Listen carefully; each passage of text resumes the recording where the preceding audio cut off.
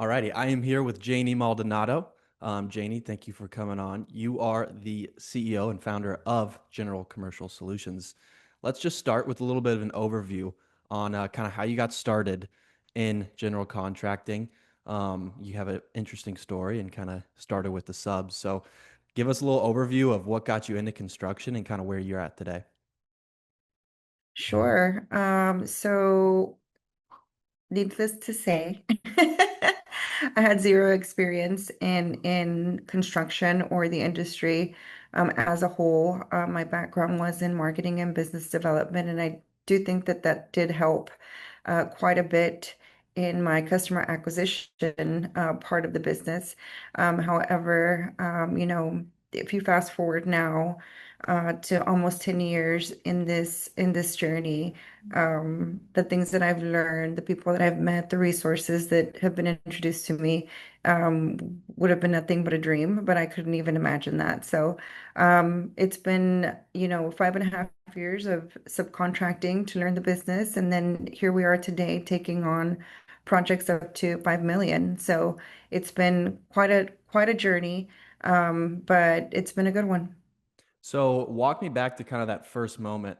Why did you pick sort of subcontracting the trades in general? And when was there a specific moment where you said, okay, I'm going all in on this, or was it a slow transition? Kind of let's go back in time and zoom in on that.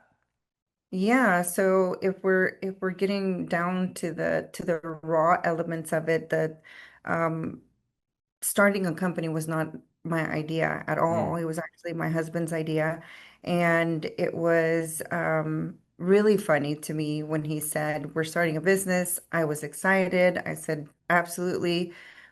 What are you thinking?" Um, he said, I don't know, but you'd be the perfect person to run it. So you would be running this company. And of course I laughed and didn't take it seriously at all. And then fast forward to about 8 months later, we started the company. We chose construction. And my sister actually helped me run. She has a degree in construction management. She helped me run the company for about a year and a half, which allowed me to keep my 9 to 5. And so I was very happy and very comfortable. Hmm. She brought me a job offer from a company that she's still with, and they've treated her very well. And of course, I said, well, you have to take this. But that was the moment for me to say, am I all in, or am I going to continue to half-ass this? And I took the leap of faith. That was the moment for me where I said, I'm going to go all in and I'm going to learn this and I'm going to make it my own. And that was the breakthrough moment for sure. And it changed everything from that Hmm. moment. Yeah, I love that talking about that point of the all in moment. I'm curious if there was any sort of fear or what were your emotions about going all in? And then kind of how quickly did that subside? Was it pretty much automatic, like, yes, I made the right decision, I'm doing the right thing, or did it kind of take a little bit to build up to that? Gosh, it's extremely scary. I Mm. mean, scary is not, I don't think it does it justice. It's frightening. You will doubt, there's so much self-doubt when it comes to, because it's something new. It's a territory that you haven't discovered. You're barely making these brand new discoveries, and 1,000%, it is so scary, so frightening. But when you look back, you see that everyone starts there in that Mm-hmm. moment. And a business owner, an entrepreneur, you're made through experiences, not through, of course, you have to have a lot of grit and you have to have a lot of passion and you have to be able to work hard. Those are just natural traits that you're going to have to have. But everything that you're scared of it because, like I said, it's new territory and you will learn along the way, but you're not going to figure that out until 5, 6, 7 years down the line. And I think the most important thing is to be able to share that, be a resource to other up and coming entrepreneurs and dreamers. And um, I think it'll make a big impact in your life as an entrepreneur, but also in someone else's that, I feel like sometimes I didn't have that help and I kind of had to search for that information on my own. So I'm always happy to share that and be a resource to new entrepreneurs. Hmm. So let's dive in a little bit more specifically about the business. You mentioned that there's kind of three areas that you guys focus on: GC, job order, and facilities maintenance. Kind of just walk me through that model. What have you seen working in sort of each of those areas? What pulled you into that? And just kind of talk about in general your sort of type of work and what you've seen to be the most successful. Okay. So we landed the relationship with Houston Community College, which was so funny, out of a residential job that I did. And that was kind of like my push to just stay in the commercial world. Because residential and HOAs, it can be a different type of monster, but I needed an architect at that point, for that project. And I met an architect, kind of like a freelance architect, who helped me out with that project and then said, you know what, I work with Houston Community College. You should come to my campus. And that was kind of like our way in, very, very small projects that we were doing for Diani. But that was kind of like our avenue, our gateway to um, facilities maintenance work. We then acquired rooms to go furniture, public and private entities, so they work very differently. In the public space, we have the job order contracting, which makes your opportunities for projects, and being a preferred vendor, it skyrockets that, right? Mm, So you have the opportunity to work with those existing relationships and a pool of other education type clients, which can be a complete game changer. And it has been, for us, being able to have those cooperative agreements, is huge. So our work probably 3 or 4x in the job order contracting world in 2025. And then in the general contracting, where you're talking about bigger projects, right? So you're talking a million, 2 million, 3 million, four, and so on and so forth. Um, those are more capital projects, right? Those are more time consuming, and time means money. But the profits are great if you run them correctly. If you're focused on quality and communication and safety and making sure that you don't have those hiccups, it's pretty lucrative. mm. So, different types of projects, Yeah. different types of animals that you're dealing with, smaller versus larger projects. But again, I think that the key is to make sure that you have all your bases covered so that you're not letting things slip through the cracks, and staff your projects correctly so that you don't have any issues that you have to deal with your clients. Yeah, I think one thing I'm realizing with this model is, like you said, you're covering your bases in terms of having some of those bigger projects that come in, but maybe they're less recurring. In order to sort of get that recurring revenue aspect, that's where you go to the facility maintenance and the job order. Is that kind of been the model you've seen? Is it a little more consistent deal flow with those other two types of jobs?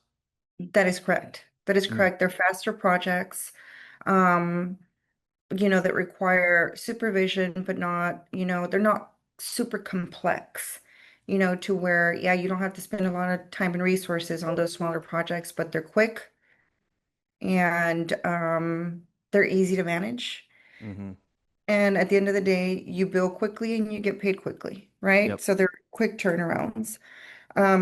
With our rooms to go clients, for example, we have recurring work, whether it's soft washes or pressure washing or striping, and that helps cash flow, right? So, yes, to your point that the model has worked for us, especially with, like I said, the growth that we had last year. Maybe some people wouldn't have been able to keep up with them, but because we're staffed correctly on our leadership and administrative staff side, as well as, deal with a good network of trusted subcontractors, we've been able to cover all the bases.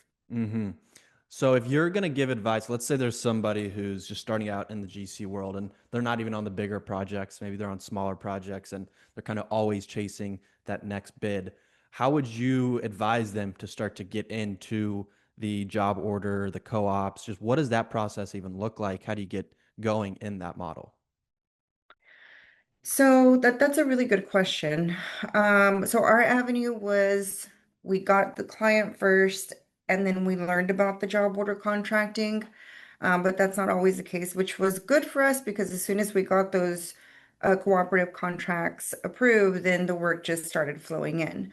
Um, these are public, right? Mm, So anyone can go to choicepartners.com, tips.com, 791cooperative.com, pca.com, and follow them so that you get notified when these cooperative contracts are coming out so that you can prepare for them. And then you prepare your proposal and your estimates and you bid, right? Like here, this is why I am a good fit for this type of work and for your clients. But that's kind of just, let's just say you do all that and then you win the contract. Then you have to make the relationships.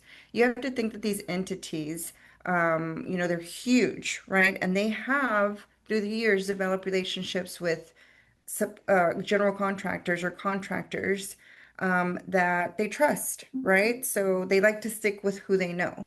So it takes a little bit of a grind, to get in there and get in front of them and help them realize that they should take a chance on you and for what. So you need to be prepared with your pitches and your material that you're going to present to your clients. And they just want someone that they can trust, honestly, because we all offer similar services, right?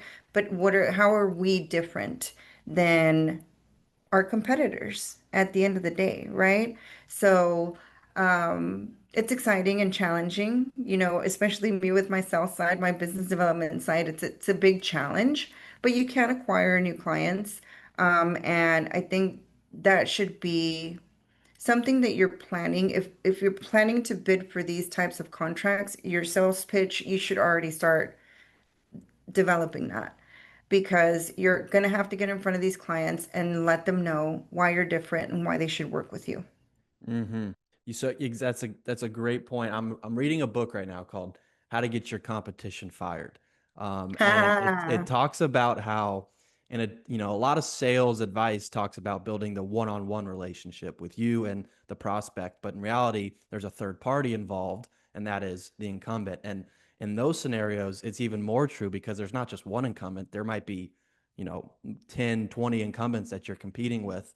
And yes. so building that sales pitch in a way where you are explaining your value and your differentiation without sort of bad mouthing the competition is a critical sort of value lesson there. So just great book if anybody's looking to read into that. Let's talk a little bit about What was the like name of the book again? how to get your competition fired. How to Get Your Competition Fired. Okay. Great title, by the way. Yeah. And I could send you that as well. Oh, okay, Um, perfect. yeah, and then let's talk a little bit about the Texas market. It's obviously a very large state, a lot of development going on. How have you seen some of the trends in the market evolve since you've gotten started in construction? Gosh, the market is ever evolving. Hmm. Anything can happen at any given time, and it affects your material cost. It'll affect your labor cost. I mean, we all know what happened after COVID. A lot of stuff just skyrocketed, and it always goes up a little, right? But whenever you're seeing these crazy, crazy waves, um, it's scary, especially if you have a contract in place that you bid a couple of months ago, at a certain rate, and now this tragedy happened, and now, gosh, what are you going to do? It's time to now negotiate with your client and say, hey, but a lot of the stuff is set in stone, so it puts you in kind of a difficult position. Um, I believe right now prices are a little bit high. The market, like I said, is ever changing. But I think you just get used to rolling with the punches and having Hmm. your negotiations and that type of thing ready to to go to battle if you need to, whether that's with your client or with your subcontractors or with whoever it is, making sure that you have that ammunition to be able to negotiate with whatever party is involved because stuff is ever changing in this industry. I would have to imagine that. doing some of these public sector jobs, I mean, correct me if I'm wrong, but if you compare that to sort of residential work, and when times are tough and prices are high, residential is going to be less likely to renovate a house or whatnot. Do you see that same impact on the public sector, or are they kind of prone to some of these economic changes, or what are your thoughts on that? They're pretty consistent. So the way that we've seen the trends go in the public space, I think they usually make that decision, pretty on target, on spot, when their budgets are due, and all of them are a little bit different. But once they have that budget established, they usually have different buckets that they allocate this money to. And unless something crazy, again, like COVID happens, they're usually pretty set on those budgets. Yeah. So it's a pretty consistent workflow for us, especially in the deferred maintenance or the jock work. And then they kind of sprinkle the rest of that budget over the capital projects is kind of the trends that we've seen. With the private customers, it's um it's not necessarily consistent. It depends on, how they're doing and how their sales have been. But I guess all in all, the market itself,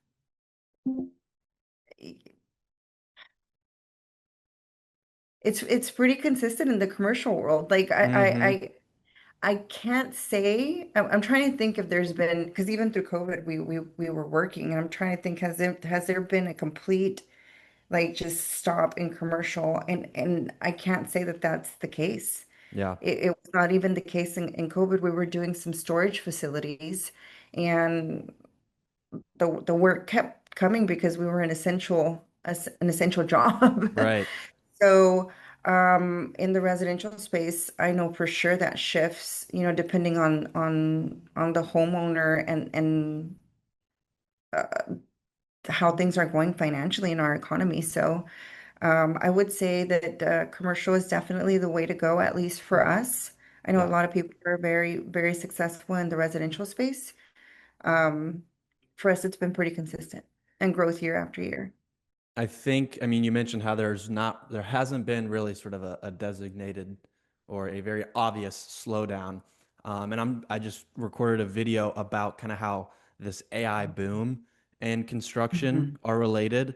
So you can speak to that if you'd like. I'm sure there's a lot going on in Texas, but just the amount of manual labor that is required for this infrastructure build out is going to be very beneficial to people in the trade. So feel free to touch on that if you'd like. But I also want to ask about what it's been like leading as a woman in a very male dominated industry and just kind of what your personal experience has been with that.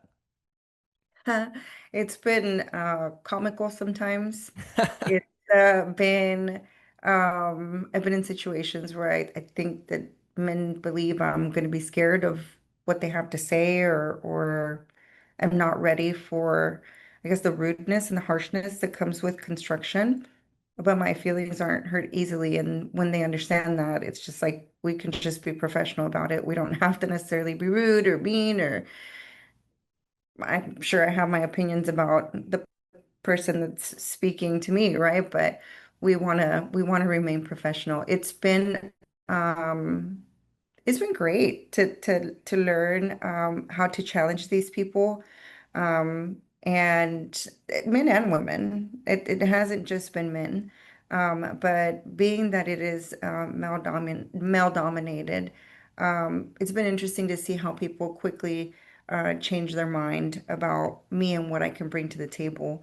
And I think a lot of it was due to actually being on the project sites and learning, the ins and the outs and the languages, or the communication that's used in a project site. It helped me a lot to feel prepared for those tough conversations that were going to come, those tough questions that were going to come, once we started working on the bigger and more complex projects. So it really did help me to do that. And I'm glad that I was very strategic about how I was going to grow. the company and grow myself and my knowledge in construction. A lot of people probably would have gone directly into general contracting, but I wanted to be strategic about it. So, um, yeah, making that shift, having those years to learn and making that shift when I did, I think really did prepare me to feel confident in my decisions whenever I was talking to decision makers, later in my construction career. That's a great lesson for, I think, other, if there's, any young women out there looking to get into this industry, but maybe they're a little hesitant with this idea that, oh, it's very male dominated. Just the understanding that the value you create and sort of your confidence, it quickly replaces any sort of preconceived notions about what you might bring to the table, right? So maybe somebody Exactly. has a bias at the start of the conversation, but if you're confident and you really are valuable, you're going to overcome those biases pretty quickly. So it's a great testament to that. I'm curious if you have any other advice that you might give to a young woman looking to get into the industry. What would you tell them? I would tell them 1,000% take a chance on yourself, even if this is something, we have a lot of people that are underprivileged and underserved and don't have the opportunity to go to college or maybe even trade school, right? They just have to go quickly and to get a job or for whatever circumstance or situation they came in, this is the position that they're in. Take that chance. Take that chance on yourself. Take the job and work yourself up through that ladder, and you can do it. And then once you learn enough, you can also start a business. A lot of people were made to be an entrepreneur and not necessarily, have a 4-year college degree or have both, right? So the options are endless. Take the chance on yourself is my biggest advice because you have no idea what you're capable of unless you put yourself in that difficult situation. Easy, anyone can do easy, right? But put yourself in that difficult situation, take that chance on yourself and test yourself. If someone else can do it, so can you. Amen to that.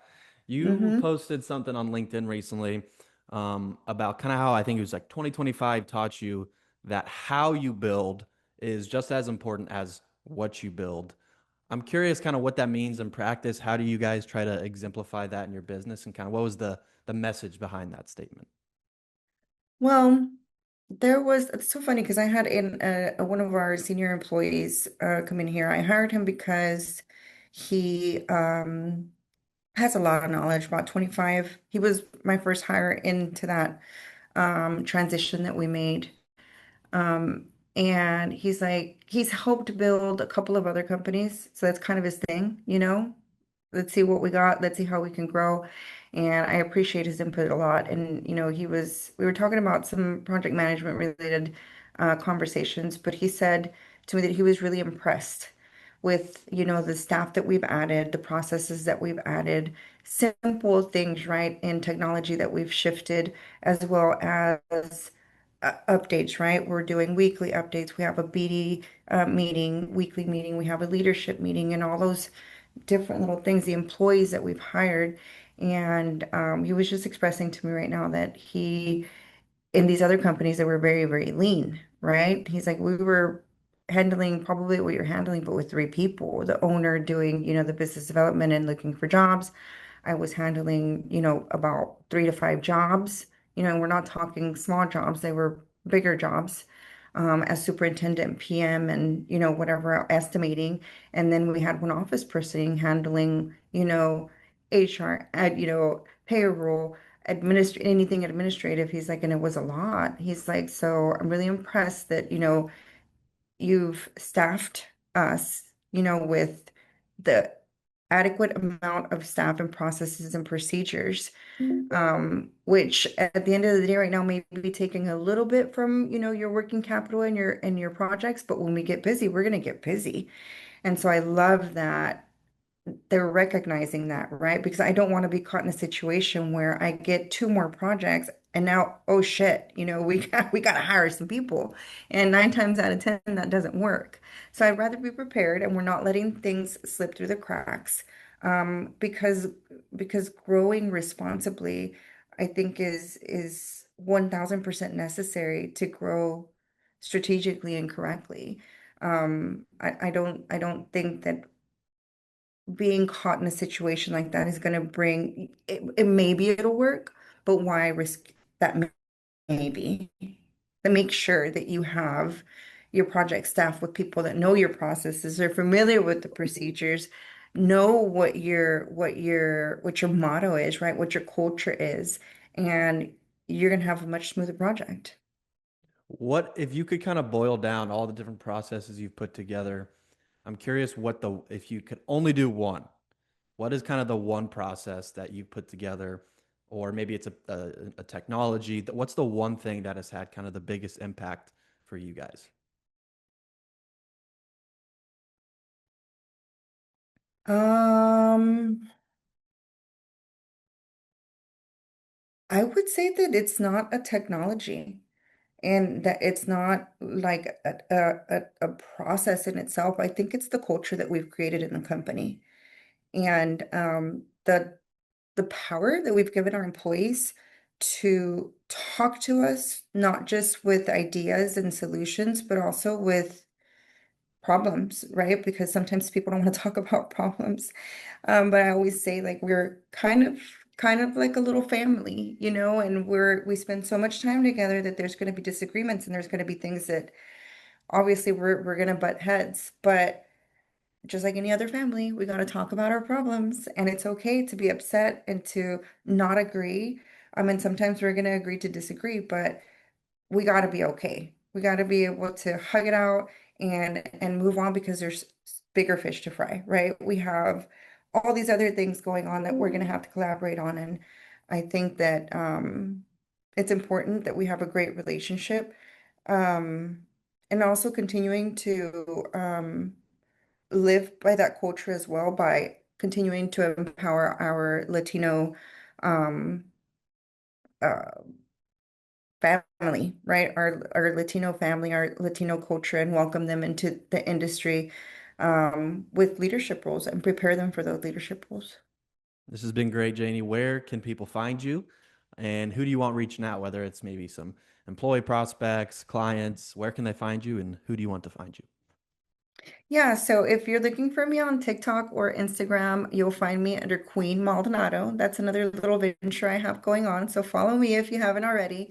But we also have our website, gcshtx.com. That's for our construction website. And any other little ventures that I have going on will probably be posted in TikTok or Instagram, but also on LinkedIn. You can find me under Janie Maldonado. And our page on LinkedIn is General Commercial Solutions. So give us a follow. And I do have a link tree on there with my information. So feel free to reach out if you have any questions or just want to chat. Awesome. Thanks so much for coming on. Awesome. Thank you so much, Garrett. Bye, everybody.